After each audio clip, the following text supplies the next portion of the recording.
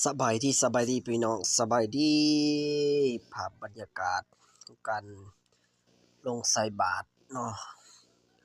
มือบุญหอกเขาประดับดินพี่น้องวันที่23เดือน8 2025ภาพบรรยากาศของพ่อแม่พี่น้องชาวบ้านทงปางคุมทงบ่คำพี่น้องเอ้ยพี่ยัวเนาะประกันหลั่งไหลลงมาเบิดคุณหน้าคูตามาใส่บาตรมื้อวันเขาประดับดินพี่น้องไปก็ลงมาเบิดคู่คนได้เนาะนี่พาเขากันหลายมื้อนี้เต็มที่เนาะแต่ละคนก็ตั้งหน้าตั้งตาหรือว่าตั้งต่อทำบุญเนาะใส่บาตร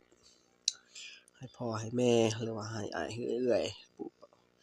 ลูกอาผู้ที่ตายไปเนาะ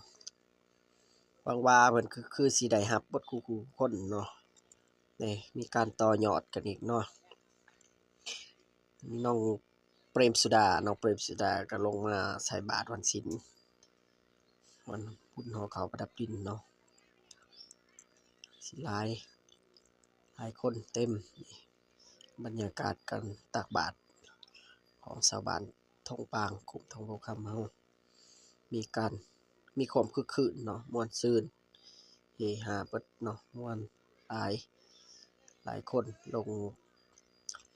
ทุกๆวันศีลไปสิคือสิเป็นตาม่วนเนาะพี่น้องเนาะคันหลายคนไปสิเนาะคือว่าคึกคืนดีมีบรรยากาศ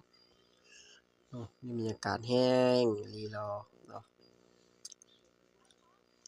ลูกหลานเล่นก็ลงมาเบิดทั้งลูกทั้งเต้าพ่อแม่พี่น้องคู่ผัวเมียลงมาเบิดนี่พี่คือว่าเบิดคู่หลังเฮือนเนาะได้ลงเบิดทุกคนก็มีบรรยากาศดีมีความม่วนซื่นเนาะหลายคนคือใครแนวนี้เนาะคันลงแบบนี้ทุกๆชิ้นนี่โอ้รู้สึกว่าวัดมีชีวิตชีวาเนาะนี่แม่นบ่อนการต่อยอดของชาวบ้านเนาะต่อยอดผู้ละ10ผู้ละ20พี่น้องเอ้ยต่อเนาะต่อยอดต่อดวงต่อชะตาเนาะ